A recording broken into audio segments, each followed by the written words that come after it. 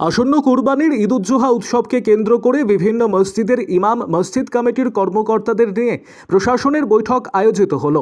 মালদার মানিকচক ব্লক প্রশাসনের তরফে শনিবার ব্লক কমিউনিটি হল প্রাঙ্গণে এই বৈঠকের আয়োজন করা হয়। এদিনের বৈঠকে উপস্থিত ছিলেন মানিকচক বিধানসভা কেন্দ্রের বিধায়ক গৌরচন্দ্র মণ্ডল, মানিকচক ব্লকের জয়েন্ট বিডিও হাতাশা ভুটিয়া, মানিকচক থানার আইসি সূর্যদীপ্ত ভট্টাচার্য, ভূতনি থানার ওসি ওয়াংডেং তামাং সহ পঞ্চায়েত সমিতির সভাপতি পিঙ্কি মণ্ডল ও বিভিন্ন মসজিদ কমিটির কর্মকর্তা, ইমাম, মুয়াজ্জেমরা। উৎসবের দিন পালন করে এবং এলাকায় শান্তি বজায় রাখে সেই সমস্ত বার্তা রাখেন বিধায়ক। প্রশাসনের নিয়ম নীতি নির্দেশে উপেক্ষা করলে প্রয়োজনীয় আইনগত ব্যবস্থা নেওয়া হবে সে কথাও স্পষ্ট করে দিয়েছেন বিধায়ক। আরও আপডেট থাকতে আমাদের ভিডিও শেয়ার ও ফেসবুক পেজটিকে লাইক করে ফলো করে দিন।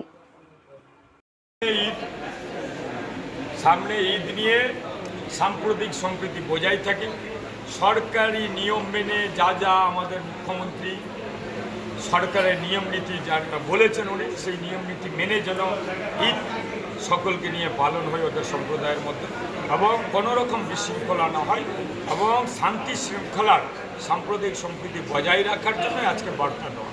আমাদের আইসি সাহেব ছিলেন, প্রশাসন লেভেল ছিলেন, বিডিও, জয়েন্ট বিডিও ছিলেন, পঞ্চায়েত সভাপতি ছিলেন, বিভিন্ন জনপ্রতিনিধিরা ছিলেন।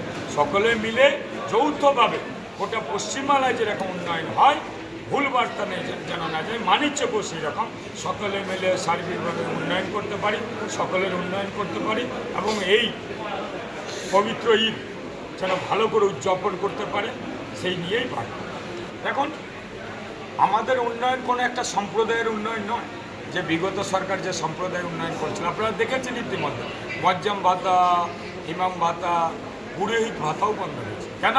ওই টাকাটা শিক্ষা খাতে বিবেকানন্দ আমাদের স্কলারশিপে ব্যবহার করা হবে, অর্থাৎ ওই টাকাটা সমস্ত সম্প্রদায়ের স্কুলের ছাত্রছাত্রীরা পাবে পড়াশোনায়।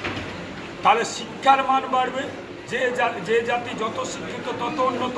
তাহলে আমাদের মানবিক মুখ্যমন্ত্রী, জনপ্রিয় মুখ্যমন্ত্রী চিন্তা ভাবনাটা গভীর, এই বলে জনপ্রিয় হয়ে উঠেছে কটা দিনের মধ্যে। সমস্ত কাজ সরকারি নিয়ম মেনে, রুলস মেনে হচ্ছে।